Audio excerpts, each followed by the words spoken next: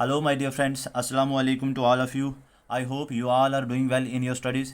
Today, I am going to start the very new topic of my environment series, that is the natural vegetation. Natural vegetation. What is natural vegetation? It is an actually assemblage of plant and animal, or you can say that combination of plant and animals which function as a single unit, जो मतलब एक as a single unit function कोई perform करें and they are capable of maintaining its own identity, और वो अपनी individual identity को भी मेंटेन रखें. That part is called as natural ecosystem. ठीक है, this is not important for your exam perspective. What I am going to discuss in this lecture is very important for your exam perspective. First of all, what is aquatic ecosystem? There are two types of natural ecosystem, and second one is terrestrial ecosystem, which is also called as biome. What is aquatic ecosystems? I have discussed comprehensively in my previous lecture. मैं already वहाँ पे बता चुका हूँ. But one of the major fundamental difference between the two aquatic ecosystem and the terrestrial ecosystem is कि कभी भी हम एक्वेटिक इकोसिस्टम्स को हम बायोम्स में डिवाइड नहीं करते हैं. ये चीज़ आपको एग्जाम के लिए पता होना चाहिए. They are never divided into the biomes, but the terrestrial ecosystems are divided into you can say an enormous region, बड़े लार्जर रीजन में, जिसको हम क्या बोलेंगे, बायोम्स बोलेंगे. ये चीज़ आपको याद रखनी है. एक्वेटिक इकोसिस्टम को हम कभी भी जो है वो बायोम्स में डिवाइड नहीं करते हैं. अब एक्वेटिक सिस्टम को मैं आपको बता चुका हूँ पहले भी कि मतलब they are actually divided into different या distinct life zones on the basis of their level of salinity, मतलब how much amount of salt is present in that particular water. जिसमें मैंने डिस्कस किया था फ्रेश वाटर इकोसिस्टम हो गया, marine वाला हो गया, ब्रैकिश वाला हो गया. Then after you can say that उसमें एस्चुरीज आ जाएंगे, कोरल रीफ्स आ जाएंगे, मैंग्रोव्स आ जाएंगे. ये सारी चीज़ें मैं ऑलरेडी प्रीवियस लेक्चर्स में मैं डिस्कस कर चुका हूँ. अगर आपने नहीं देखा है तो प्लीज़ उसको पहले वॉच कीजिए. अब यहाँ पे भी जो मैं डिस्कस करने जा रहा हूँ that is called as terrestrial ecosystem, which is also called as biome.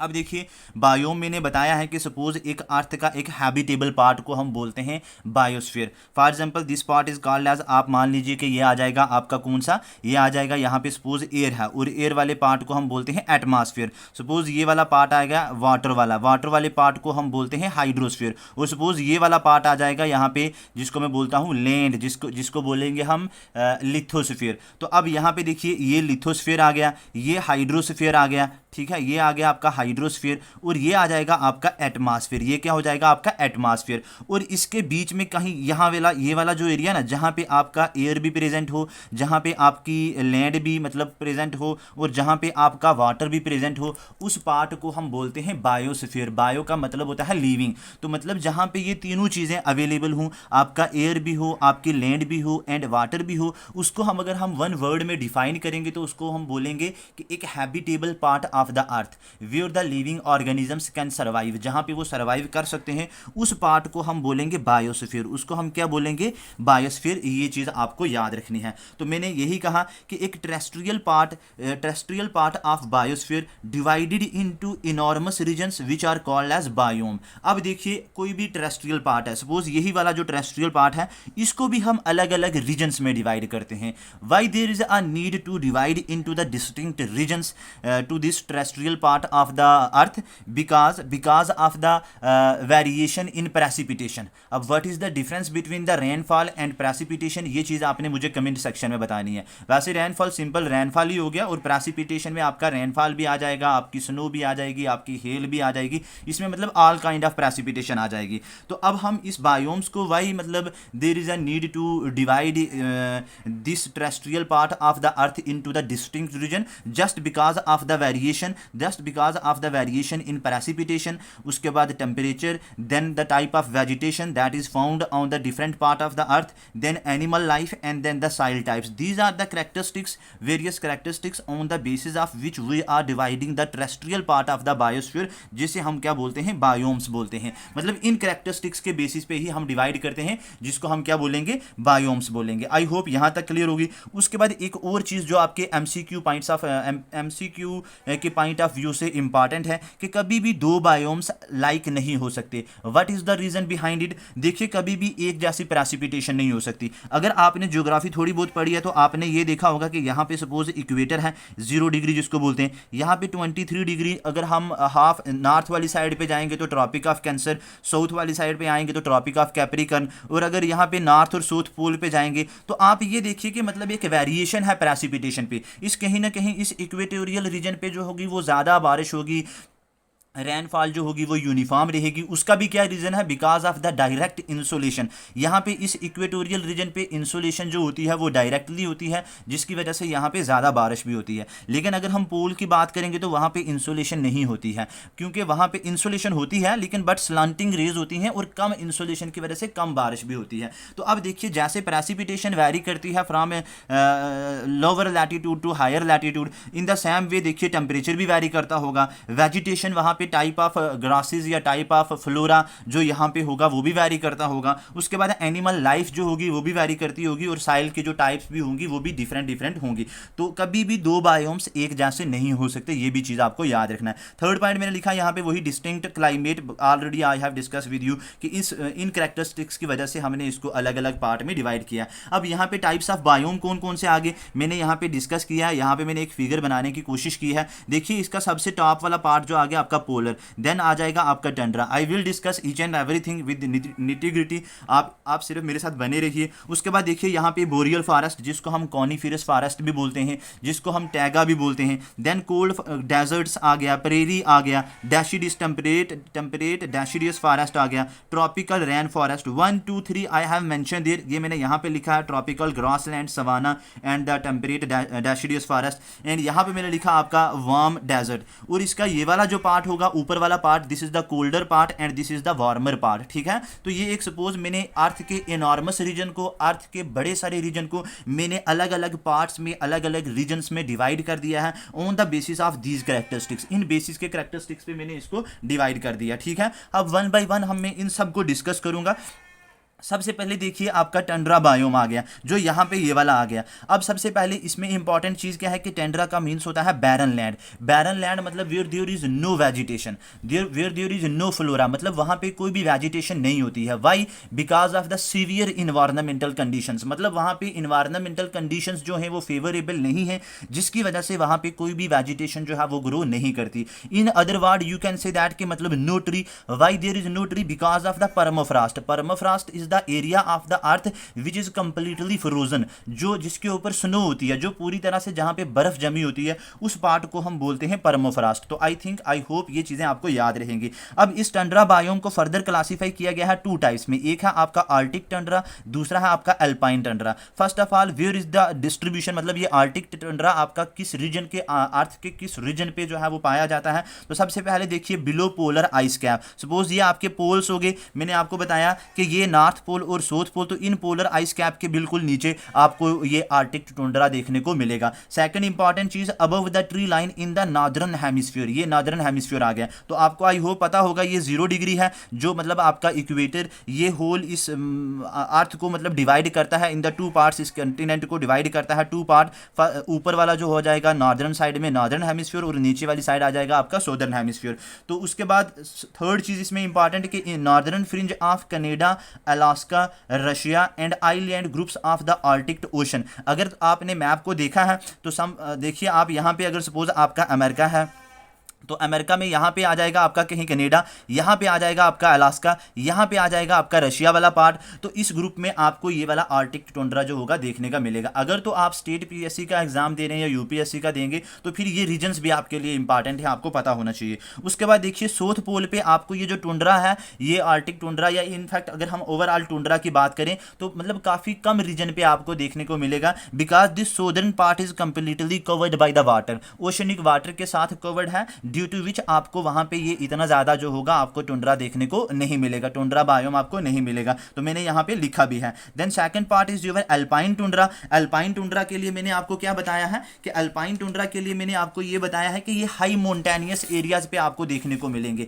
मतलब अगर सपोज आपका ये माउंटेन है, ये अगर माउंटेन है तो इस माउंटेन के इस हाई रीजन पे आपको कौन से मिलने हैं, अल्पाइन टुंड्रा मिलने हैं। उसके बाद shows day night temperature variation, यहाँ पे मतलब डे में काफ़ी ज़्यादा टेम्परेचर होगा और नाइट में जो होगा काफ़ी कोल्ड होगा, ये भी चीज़ आपको याद रखनी है। उसके बाद ये जो अल्पाइन टुंड्रा होते हैं ये मतलब ऑल लैटिट्यूड्स को आपको देखने को मिलेंगे। सपोज मैंने आपको बताया ये 0 डिग्री आ गया, ऊपर जाएंगे तो आपका बढ़ता जाएगा। सपोज मतलब नॉर्दर्न हेमिस्फीयर में आपको देखेंगे 23 डिग्री हाफ आपका आ जाएगा ट्रॉपिक ऑफ कैंसर, नीचे आएंगे तो ट्रॉपिक ऑफ कैप्रिकॉर्न। और आई होप ये भी आपको पता होगा कि दो लैटिट्यूड के बीच में जो डिफरेंस होता है वो 111 डिग्री का होता है, 111 डिग्री का होता है। तो ये भी आप चीज़ याद रखिए। और ये अल्पाइन टुंड्रा ऑलमोस्ट आपको ऑल लैटिट्यूड पे देखने को मिलेंगे। This is very very important point for your exam perspective, specially UPSC के लिए, सीएससी एग्जाम के लिए। बिकॉज कि यहाँ पे देखिए अब इस ऑल लैटिट्यूड मैंने बोला ना, उसी की वजह से फिर आपको ये डे नाइट वेरिएशन टेम्परेचर को देखने को मिलेगी। बिकॉज के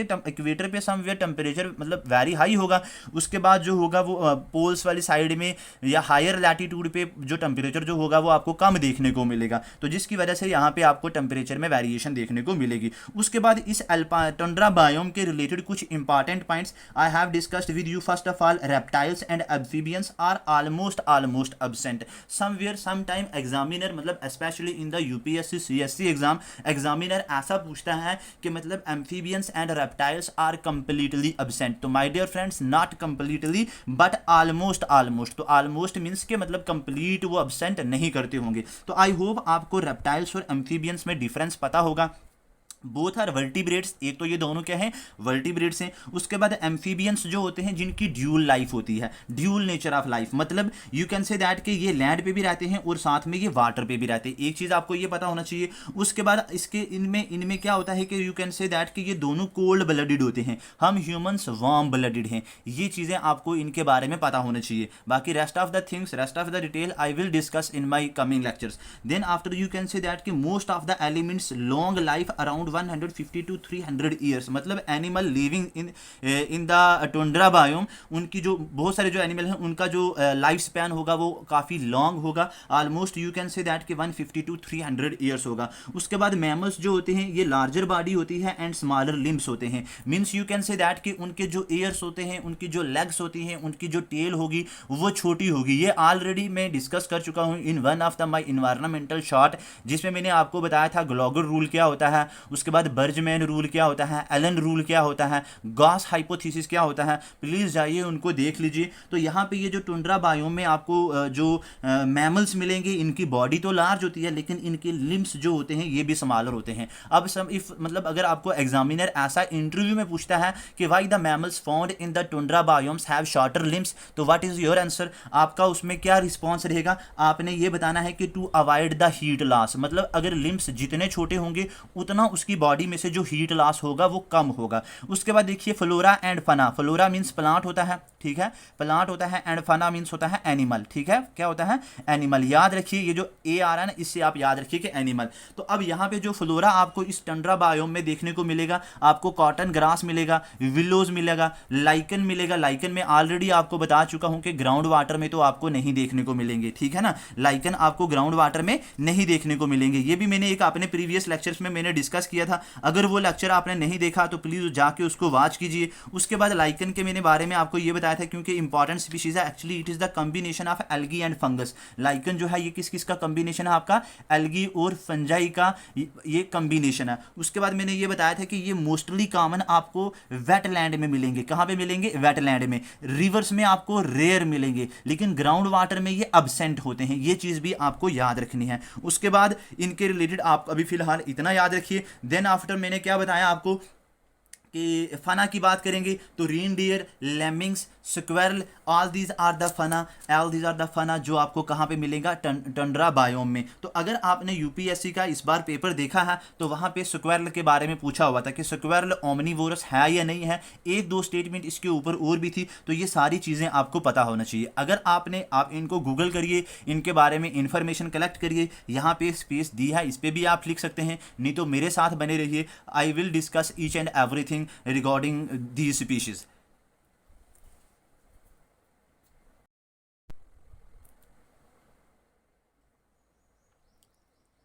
देखिए नेक्स्ट इंपॉर्टेंट जो है आपका वो है फॉरेस्ट इकोसिस्टम।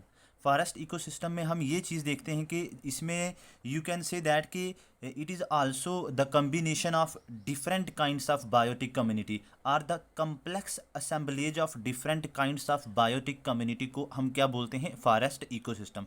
इसमें एक मोस्ट इंपॉर्टेंट चीज़ आप ये याद रख सकते हैं कि इसमें जितने भी biotic and abiotic components होते हैं उनके बीच में जो इंट्रैक्शन होती है वो नेचुरली होती है। I have mention this point कि all biotic and abiotic components के बीच में जो इंट्रैक्शन होती है वो नेचुरली होती है। और अगर सपोज आपको आंसर लिखना पड़ जाए तो उसमें आप ये डेफिनेशंस भी लिख सकते हैं कि जो एक इंटरडिपेंडेंट रिलेशन होगा बिटवीन द फ्लोरा एंड फना, उसको हम स्टडी करते हैं फॉरेस्ट इकोसिस्टम पे। लेकिन अब यहाँ पे देखिए फॉरेस्ट इकोसिस्टम की जब हम बात करेंगे तो इसको भी डिफरेंट डिफरेंट टाइप्स में इसको क्लासीफाई किया गया है because of the temperature variation, because of the जो ग्राउंड का जो मॉइस्चर होगा उसमें जो वेरिएशन होगी, तो उसके बेसिस पे इसको भी अलग अलग टाइप्स में जो है वो क्लासीफाई किया गया है। First one is your coniferous forest which is also called as boreal या जिसको हम टैगा बोलेंगे, ठीक है। Second one is your temperate forest and third one is your tropical forest. All these points are important, all these types are important for your exams.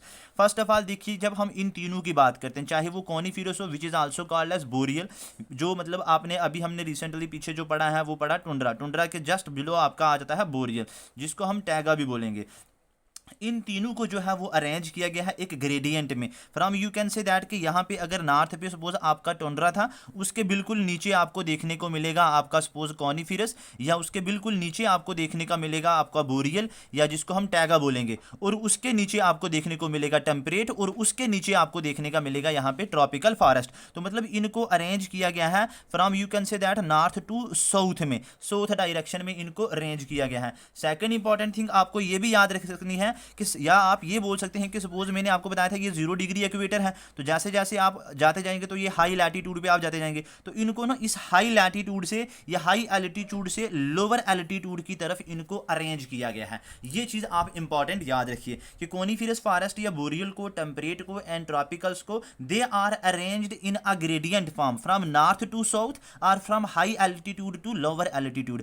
In my previous lecture में यहाँ पे मैंने इसी lecture में जो मैंने आपको पहले बताया था कि ऐसा सपोज हमारा ये वो बायोम वाला मैंने बनाया हुआ था, तो उसमें हम जो अर्थ के जो डिफरेंट डिफरेंट रीजन्स हैं on the basis of precipitation, उसके बाद टेम्परेचर, मॉइस्चर कंटेंट, सॉलिनिटी, सॉइल की टाइप्स, वेजिटेशन के बेसिस पे अलग अलग रीजन्स पे डिवाइड किया था। तो उसी में मैं मतलब जब सबसे पहले अगर ऊपर आ गया अगर टंड्रा के जस्ट बिलो नीचे आपको इन तीनों को जो है वो अरेंज किया गया है। आई होप ये चीज़ आपको समझ आ गई होगी। अब फर्स्ट वन आपका आ जाएगा कॉनिफेरस फॉरेस्ट या जिसको मैं बोलूँगा बोरियल फॉरेस्ट।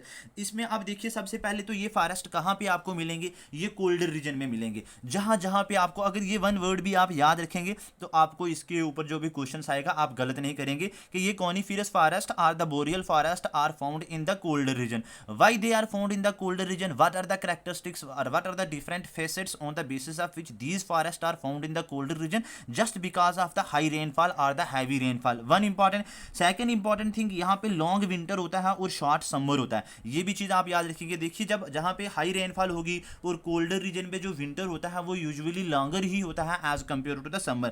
थर्ड इंपॉर्टेंट चीज यहाँ पे आपको याद रखनी है कि which type of soil is found in the coniferous forest और द बोरियल फॉरेस्ट, या यहाँ पे ये वाले फॉरेस्ट ग्रो करते हैं वहाँ पे सॉइल किस टाइप की पाई जाती है। तो thin podzol you can say that एक टाइप ऑफ सॉइल ही है विच इज इनफर्टाइल। जो एक इनफर्टाइल सॉइल होती है, न्यूट्रिएंट रिच नहीं होती बल्कि न्यूट्रिएंट पोर होता है, उसमें जो लैक ऑफ न्यूट्रिएंट्स होते हैं, दैट इज वाई वाई ये जो वाले जो फॉरेस्ट हैं ये इस एरिया में ग्रो करते हैं। सेकंड इंपॉर्टेंट चीज़ मैंने लिखी है पोर है acidic and mineral deficient. Why this rain is acidic? Because of heavy rainfall और बिकॉज ऑफ हाई रेनफॉल। जब देखिए हाई रेनफॉल होगी तो due to the excessive flow of water जो इंपॉर्टेंट न्यूट्रिएंट जैसे आपका फास्फोरस हो गया, कैल्शियम हो गया, वो लीच्ड अवे हो जाएंगे, वो उस फ्लोइंग वाटर के साथ वो भी लीच्ड अवे हो जाएंगे, तो जिसकी वजह से फिर वो जो असाइल होगी वो एसिडिक होगी। तो आई होप आपको एसिड और बेस के बीच में मतलब एक जो डिफरेंस होगा वो पता होगा।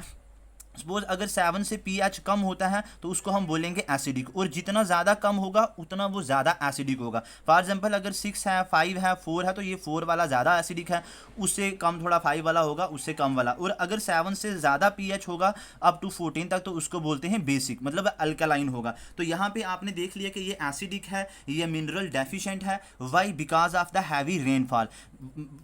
इस हैवी रेनफॉल उसको कैसे एसिडिक बना रही है या मिनरल डेफिशिएंट बना रही है? वो इसको ऐसे बना रही है कि due to the excessive flow of water जो इंपॉर्टेंट मिनरल्स हो जाएंगे वो लीच्ड अवे हो जाएंगे। एक चीज़ बात याद रखिए, ये मैंने आपको इसके इंपॉर्टेंट इसके रिगार्डिंग जो है इंपॉर्टेंट चीज़ आपको बताई है। थिन पोर्टोजोल भी इसलिए है कि वो अगर इंपॉर्टेंट मिनरल्स जो होंगे वो लीच्ड अवे कर जाएंगे, और जो litre means you can say that leaves जो डिराइव्ड होंगे उन कोनिफेरस फॉरेस्ट से, उनकी डिकम्पोजिशन जो है वो मतलब ईजिली नहीं होगी, काफ़ी लेट से होगी। और यू कैन से दैट के वेदरिंग ऑफ रॉक जो होगी वो बहुत स्लोली होगी because of the you can say that के लॉन्ग विंटर, मतलब कोल्डर एरिया में, कोल्डर रीजन में जो वेदरिंग ऑफ रॉक्स होती है, वेदरिंग ऑफ रॉक्स जो होती है वो स्लोली होती है, ठीक है ना। वेदरिंग हो गया मतलब एक disintegration of rock, break down of rocks, वो काफ़ी स्लोली होगी। सेकंड इंपॉर्टेंट थिंग देखिए, अगर डिसइंटीग्रेशन जो होगी वो भी स्लोली हो रही है, इट मीन्स जो लिटर डिराइव्ड होंगे, जो लीव्स जो इन कोनिफेरस फॉरेस्ट से गिरेंगे वो भी डिकम्पोज मतलब स्लोली होंगे, और जब वो डिकम्पोज बहुत टाइम लगा के होंगे तो फिर इट मीन्स उससे वो न्यूट्रिएंट्स उस साइल को नहीं मिलेगा, ठीक है ना, उस वो न्यूट्रिएंट फिर डेफिशिएंट हो जाएगी। तो दैट इज़ वाई ये वाले जो फॉरेस्ट मैंने यहाँ पे बताई कि जो साइल होती है वो थिन पोर्टोजोल होती है या पोर इन क्वालिटी होती है। नेक्स्ट इंपॉर्टेंट चीज़ यहाँ पे प्रोडक्टिविटी जो होती है बोरियल फॉरेस्ट की वो भी लो होती है, उसके लिए भी आपका यही है कि हैवी रेनफॉल या थिन पोर्टोजोल जो है साइल का। उसके बाद आपको एवरग्रीन प्लांट स्पीशीज मिलेंगे। ये चीज़ आपके लिए इंपॉर्टेंट है कि कौन कौन से प्लांट स्पीशीज आपको मिलने हैं। स्प्रूस मिलना है, फिर मिलना है एंड पाइन मिलना है for UPSC CSC exam. And animal found in the coniferous forest और the boreal forest is fox आ गया, बियर आ गया, प्रोकोपाइन आ गया एंड द एम्फीबियंस आ गया। ऑल दीज मतलब प्लांट्स एंड एनिमल या flora and fauna species are important for your exam perspective. Next important thing, next important point is the temperate deciduous forest. इसमें भी देखिए ये फॉरेस्ट आपको सबसे पहले तो कहाँ पे मिलने हैं, तो अगर मैं इन फॉरेस्ट की भी बात करूंगा तो एक चीज़ तो ये देखिए कि ये आपको कहाँ पे मिलने हैं, where there is a moderate type of climate, means ना ही ज़्यादा, जैसे यहाँ पे देखा ना आपने लॉन्ग विंटर होगा, शॉर्ट समर होगा। Moderate means moderate type of climate means कि वहाँ पे ना ही तो टेम्परेचर ज़्यादा होगा ना ही जो होगा टेम्परेचर बहुत कम होगा, means you can say that कि एक सस्टेनेबल होगा, ठीक है ना, एक रीजनेबल टेम्परेचर होगा। यहाँ पे जो आपको ट्रीज मिलेंगे उनके मतलब ब्रॉड लीव्स होंगे, ब्रॉडर लीव्स होंगे। और एक important characteristics in temperate deciduous forest में आपको याद रखनी है, जो आपको एग्जाम में पूछी जा सकती है, उसमें यह है कि मतलब ये क्या करते हैं कि shade there leaves in fall. Fall का मतलब हो गया आपका ऑटम सीजन। ऑटम सीजन में ये क्या करते हैं कि अपने जो लीव्स होंगे उनको शेड कर देंगे, एंड देन आफ्टर जो होंगे ये bare over in the winter season, मतलब विंटर में आपको कंप्लीटली बेयर मिलेगी, इनके ऊपर, इन फॉरेस्ट के ऊपर कोई भी लीव्स नहीं होंगे, लेकिन वो लीव्स दोबारा से रीग्रो करेंगे, रीजनरेट करेंगे in the spring season. This point is also important for your exam perspective. Till now मैंने क्या डिस्कस किया कि कानिफेरस या बोरियल फॉरेस्ट ये आपको कोल्डर एरियाज में मिलेंगे, कोल्डर रीजन में मिलेंगे, जहां पे यू कैन से दैट कि लॉन्ग विंटर होगा और शॉर्ट समर होगा, हैवी रेनफॉल होगी, साइल की क्वालिटी जो होगी वो थिन पोर्टजोल। पोर्टजोल मींस के मतलब एक इनफर्टाइल साइल होगी, पोर इन क्वालिटी होगी। Then the conditions of you can say of the soil is acidic या मिनरल डेफिशिएंट, इंपॉर्टेंट जो होंगे मिनरल्स वो इसमें नहीं होते। उसके बाद मैंने कहा कि प्रोडक्टिविटी जो होगी, फिर वो अगर साइल ही पूरा तो प्रोडक्टिविटी जो होगी वो लो होगी। उसके बाद एवरग्रीन प्लांट स्पीशीज आपको मिलेंगे, स्प्रूस, फिर and you can say that pine and फाना जो यहाँ पे आपको एनिमल्स जो मिलेंगे, फॉक्स हो गया, बियर आ गया, प्रोकोपाइन आ गया एंड एम्फीबियंस आ गया। ये चीज़ टेम्परेट के लिए मैंने आपको बता दिया कि मॉडरेट क्लाइमेट यहाँ पे होगा। देन आफ्टर ये क्या करते हैं कि ट्री आपको ब्रॉडर इन लीफ वाले मिलेंगे। उसके बाद ये क्या करते हैं कि जब ऑटम सीजन आता है तो ये ट्री अपने लीव्स को शेड कर देते हैं, और देन आफ्टर क्या करते हैं कि जब विंटर आता है ये टोटली कंप्लीटली बेयर रहते हैं, and then again in the spring season जो है वो लीव्स जो है वो रीग्रो करते हैं। हैं। उसके बाद यहाँ पे भी जो साइल की क्वालिटी है वो यू कैन से दैट के पोडोजोलिक एंड फेयरली डीप और मोस्ट प्रोडक्टिव, यानी यू कैन से दैट के agricultural area of the earth. Agriculture perspective से ये इंपॉर्टेंट एरिया है, यहाँ पे सबसे ज़्यादा प्रोडक्टिविटी होती है एग्रीकल्चर की। नेक्स्ट इंपॉर्टेंट आपका आ जाएगा टेम्परेट एवरग्रीन फॉरेस्ट, ठीक है। आपको एवरग्रीन वर्ड इटसेल्फ इंडिकेट कर रहा है, ठीक है ना, आपको पता चल जाना चाहिए। ये उस रीजन में पार्ट ऑफ द मतलब पार्ट ऑफ द अर्थ मतलब ग्रो करते हैं where there is a Mediterranean type of climate, Mediterranean type of climate. अब what are the different characteristics जो कि यू कैन से दैट के on the basis of which you can be able to define the Mediterranean type of climate. तो वहाँ पे जो spring होता है वो वार्म और ड्राई होता है, और विंटर जो होता है वो कूल और मॉइस्ट होता है। इसके ऊपर यूपीएससी ऑलरेडी क्वेश्चंस पूछ चुका है कि मेडिटेरेनियन टाइप ऑफ क्लाइमेट जो है वो कौन सा होता है। तो आपको ये दो वर्ड्स आपको पता होना चाहिए, समर और इसके बारे में, विंटर के बारे में, ठीक है। उसके बाद देखिए जो यहाँ पे ट्री ग्रो करते हैं वो वाइडली स्पेस्ड है। सपोज यहाँ पे एक ट्री ग्रो करेगा आपका, उसके बाद दूसरा ट्री यहाँ पे ग्रो करेगा, तीसरा यहाँ पे ग्रो करेगा, तो मतलब वाइडली स्पेस्ड होंगे, उनके बीच में काफी जगह होगी। And they never grow very tall, मतलब कभी वो बड़े बड़े मतलब नहीं होंगे, बड़े बड़े ग्रो नहीं करेंगे। उसके बाद one important characteristics, they are xerophytic, means evergreen forest जो होते हैं ये temperate evergreen forest, they are grow in an area where the water is very scarce, where the water is very limited, जहां पे वाटर का content बहुत लो होगा, water की कंसंट्रेशन बहुत लो होगी। उन प्लांट्स को हम बोलते हैं xerophytic, means drought tolerant species ये होती हैं। And one of the most important factors, most important facet या you can say that features of the temperate evergreen forest is that कि यहाँ पे जो फायर होती है वो एक बहुत ही इंपॉर्टेंट हैजर्डस फिनोमिना है, because every year you can say that कि फायर मतलब बहुत मोस्ट कॉमन फिनोमिना है, लेकिन due to the adaptation of plants या अडॉप्टेशन की वजह से वो प्लांट्स क्या करते हैं कि रीजनरेट हो जाते हैं क्विकली, जिसकी वजह से वो जो साइल होती है वो न्यूट्रिएंट डेफिशिएंट नहीं होती है, मतलब द प्लांट्स जो होते हैं they are enable to regenerate quickly, ठीक है ना। तो ये चीज़ आपने एक तो इसके बारे में जीरोफाइटिक के बारे में याद रखना है, दूसरा उसके बाद में ट्री जो होते हैं ये वाइडली स्पेस्ड होते हैं और कभी भी ये मतलब बहुत लार्जर ग्रो नहीं करते हैं, ठीक है। उसके बाद नेक्स्ट आ जाएगा आपका कौन सा, टेम्परेट रेन फॉरेस्ट। अब ये टेम्परेट रेन फॉरेस्ट की अगर हम बात करेंगे तो देखिए ये कौन से एरिया में आपको देखने को मिलेंगे, it is covered in the north west coast of North America and small area in the Chile New Zealand and the Australia. If you have seen my shorts, उसमें मैंने आपको ABC बताई थी, तो ABC आपका अर्जेंटीना, बोलीविया एंड चाइल्ड, जहाँ पे मैंने आपको बताया था कि लिथियम की कंसनट्रेशन सबसे ज़्यादा है, अलॉन्ग विद पेरू 67% जो था आपका लिथियम देखने को मिलेगा। उसके बाद North America, north west coast, suppose आपका ये अगर नॉर्थ अमेरिका है, यहाँ पे मैं बना रहा हूँ कुछ इस तरीके से, तो इसकी इस वेस्टर्न कोस्ट पे आपको यहाँ पे टेम्परेट रेन फॉरेस्ट मिलेंगे। उसके बाद आपको चाइल्ड मिलेगा, तो चाइल्ड आपको कहाँ पे मिलेगा, यहाँ पे आपको जो सदर्न अमेरिका है उसमें यहाँ पे कहीं पे चाइल्ड है तो यहाँ पे आपको देखने को मिलेगा। उसके बाद न्यूजीलैंड और ऑस्ट्रेलिया, यहाँ पे सपोज आपका इंडिया आ जाएगा, ये वाला आ जाएगा आपका इंडिया, तो यहाँ पे आपको कहीं पे ऑस्ट्रेलिया मिलेगा और उसके यहाँ पे न्यूजीलैंड मिलेगा, तो यहाँ पे आपको टेम्परेट रेन फॉरेस्ट आपको देखने को मिलेगा। उसके बाद यहाँ पे देखिए big coniferous trees dominate this habitat, मतलब यहाँ पे इस काइंड ऑफ फॉरेस्ट में आपको जो होंगे वो आपको कॉनिफेरस ट्रीज मिलेंगे। कौन कौन से, डोगलास, फिर रेड सीडर एटसेट्रा, और मॉसिस और lichen they are also common in this area. This is important for your exam perspective. And one more important चीज, ये जो मॉसिस और लाइकन जो ग्रो करते हैं ये ग्रो करते हैं एज एन एपीफाइट। अब व्हाट इज एपीफाइट, एपीफाइट्स ऐसा होता है कि मतलब कोई प्लांट दूसरे प्लांट के ऊपर ग्रो करे बट विदाउट हार्मिंग देम, मतलब उसको हार्म ना करे, उसको कोई भी नुकसान ना दे। तो अगर आपने मेरी एग्जांपल, आपने मेरे प्रीवियस लेक्चर्स देखे हैं तो वहां पे मैंने एक टाइप्स ऑफ बायोटिक इंट्रैक्शन पढ़ाया था, जिसमें मैंने mutualism, amensalism, commensalism, predation, parasitism, उसके बाद न्यूट्रलिज्म मैंने पढ़ाया था। तो माय डियर स्टूडेंट्स, ये जो मैंने कमेंसलिज्म पढ़ाया था ना, उस कमेंसलिज्म की ही एग्जांपल है आपकी एपीफाइट, मतलब जहां पे एक प्लांट दूसरे प्लांट के ऊपर ग्रो करे लेकिन उसको कोई भी नुकसान ना दे, ठीक है ना। तो इसको तो फायदा होगा सपोज, और उसको कोई नुकसान नहीं हो रहा जिस प्लांट के ऊपर ग्रो करेगा, तो ये हो गया आपका एपीफाइट और it is an example of commensalism. Next important आ जाएगा आपका ट्रॉपिकल रेन फॉरेस्ट। अब देखिए ये ट्रॉपिकल है, आपको इटसेल्फ पता चल जाना चाहिए कि ट्रॉपिकल रीजन में ग्रो करेगा। Suppose this is an equator 0 degree, अब यहाँ पे 23 डिग्री नॉर्थ और 23 degree south, this is the area of tropical. अगर आपने ज्योग्राफी पढ़ी है थोड़ा बहुत, अगर आप जानते हैं बेसिक उसके बारे में, तो this is the tropical region. अब ये इस tropical means you can say that कि नियर द इक्वेटर, सपोज ये वाला इक्वेटर, तो इस इक्वेटर के आसपास वाले रीजन में आपको ट्रॉपिकल रेन फॉरेस्ट मिलेगा, ठीक है ना। और ये most diverse and rich community है ऑन द अर्थ, मतलब सबसे ज़्यादा आपको अर्थ पे अगर कोई देखने को मिलेंगे तो वो आपको ट्रॉपिकल रेन फॉरेस्ट ही मिलेंगे, और वो भी सबसे ज़्यादा आपको मतलब कहाँ पे मिलेंगे, ब्राज़ील में, अमेजन रेन फॉरेस्ट, ठीक है ना, आपको ब्राज़ील में देखने को मिलेंगे। और यू कैन से दैट कि हाफ ऑफ द बायोडाइवर्सिटी जो होती है ना ऑफ द अर्थ की, वो इसी में है, ठीक है ना। बायोडाइवर्सिटी, आई होप कि आप जानते होंगे कि मतलब यू कैन से दैट कि एक variety of organisms that are living on this mother earth, उसको हम बोलेंगे बायोडाइवर्सिटी, मतलब जो अलग अलग टाइप ऑफ ऑर्गेनिजम्स, अलग अलग काइंड ऑफ ऑर्गेनिजम्स जो अर्थ पे रहते हैं, उसी को हम बोलेंगे बायोडाइवर्सिटी।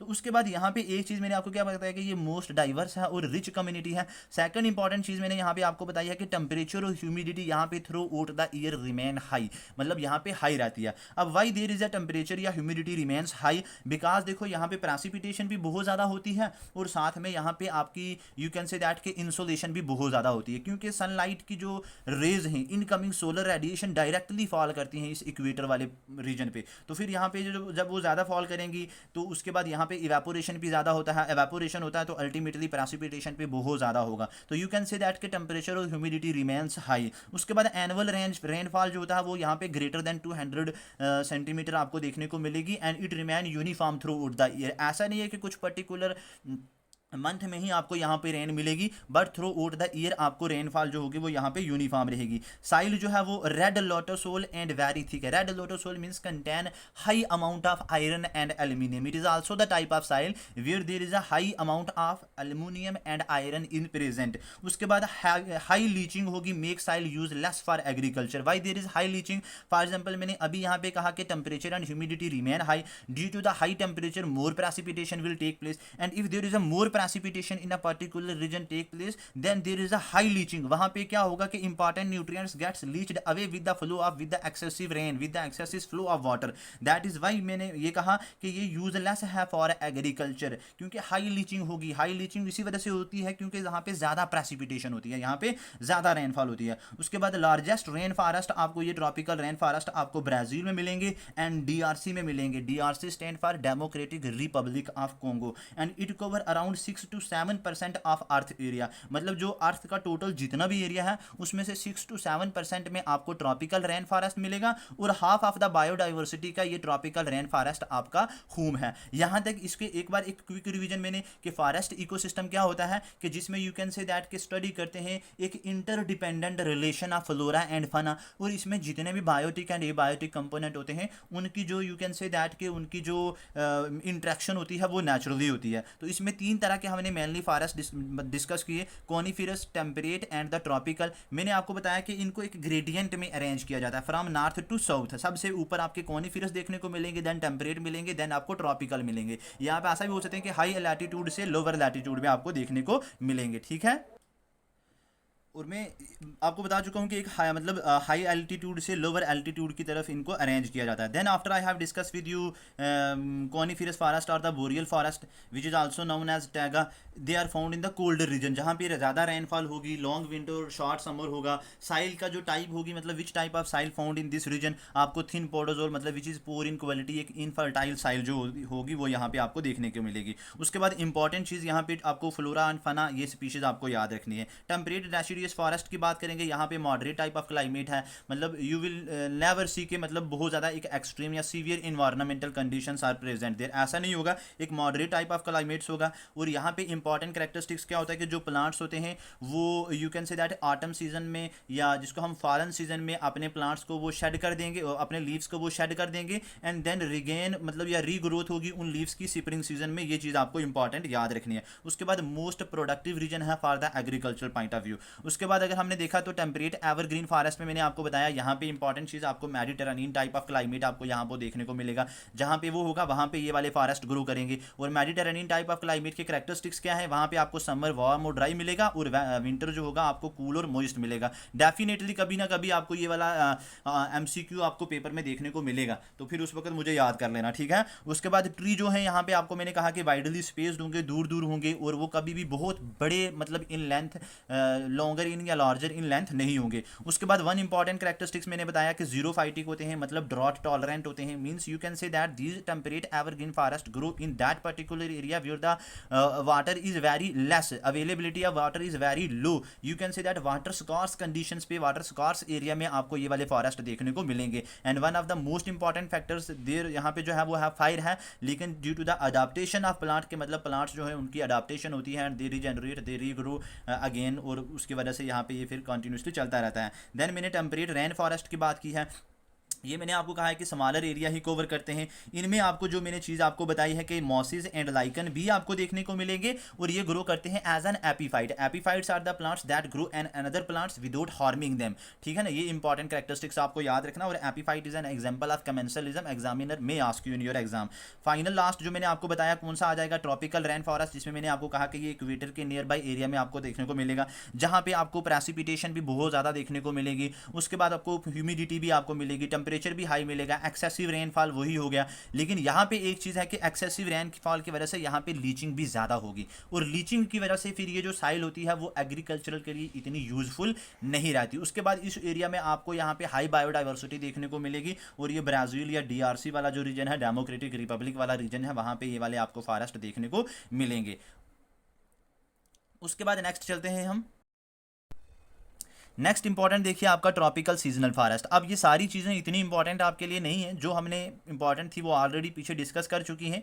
इन्फॉर्मेशन जो नेसेसरी थी वो मैंने यहाँ पे लिखी है। सबसे पहले इन ट्रॉपिकल सीजनल फॉरेस्ट को हम मॉनसून फॉरेस्ट बोलते हैं। ये कौन से रीजन पे आपको देखने को मिलेंगे, जहाँ पे एनुअली रेनफॉल हाई होगी, और that is differentiated into the wet and dry period. उसके बाद आपको साउथ ईस्ट एशिया में आपको देखने को मिलेगी, सेंट्रल एंड साउथ अमेरिका, मतलब ये वाला सेंट्रल और ये साउथ अमेरिका में आपको देखने को मिलेंगी। उसके बाद ऑस्ट्रेलिया और इंडिया में भी ये आपको देखने को मिलेगा। उसके बाद सब ट्रॉपिकल रेन फॉरेस्ट की यहाँ पे बात करें तो ये भी आपको हाई रेनफॉल एरिया वाले में मिलेगा। उसके बाद यहाँ पे जो एनिमल्स हैं they are very similar to the rain forest, tropical rain forest. उसके बाद इंपॉर्टेंट है जो आपके एग्जाम परस्पेक्टिव से, वो है सवाना ट्रॉपिकल वेट या ड्राई बायोम जिसको हम बोलेंगे। यहाँ पे देखिए जब भी आप देखेंगे तो आपको ट्रीज जो होंगे वो काफी दूर दूर मिलेंगे। एक ट्री यहाँ पे है, एक यहाँ पे है, एक यहाँ पे है, एक यहाँ पे, मतलब बहुत दूर दूर मिलेंगे।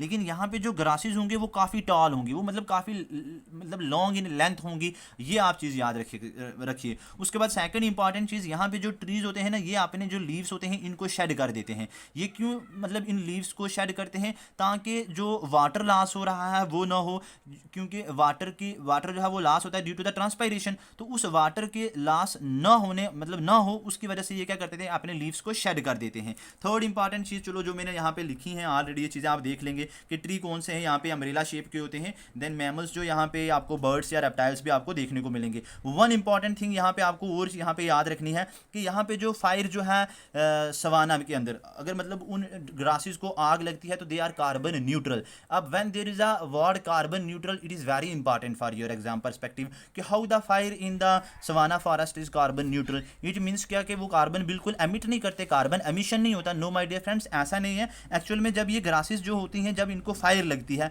तो ये बहुत ज़्यादा कार्बन एमिट करती हैं, बट इन ग्रासेस की एबिलिटी होती है कि ये एक ही साल में दोबारा से रीग्रो करती हैं, और जब रीग्रोथ होती है तो ये दोबारा से उस कार्बन डाइऑक्साइड को दोबारा से रीअब्जॉर्ब कर लेती हैं। तो that is why they are carbon neutral. ये चीज़, ये पॉइंट आपको याद रखना है रिलेटेड टू द सवाना या ट्रॉपिकल वेट या ड्राई बायोम के लिए। ये चीज़ आपको एग्जाम में पूछी जानी है।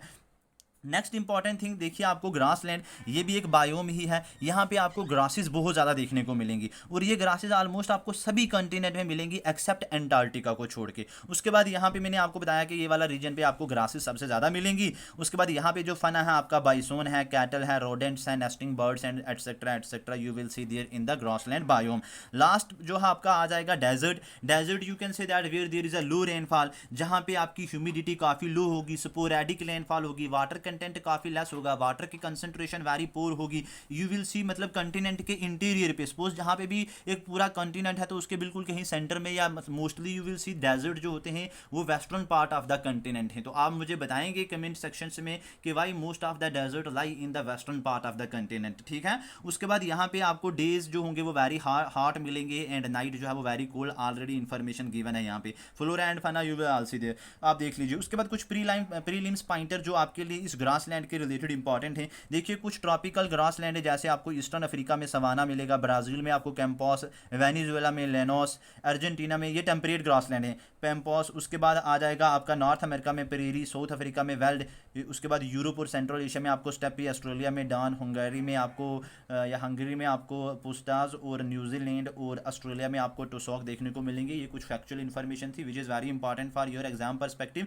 इसको आप नोट कर लीजिए या इनका प्रिंट आउट ले लीजिए। आप इन वीडियोज़ को अच्छे से वॉच कीजिए। I will give you a PDF, आप इनका प्रिंट आउट ले लीजिए, आप देखिए और इनको आगे शेयर कीजिए अपने फ्रेंड्स के साथ। Thank you so much for watching my lectures.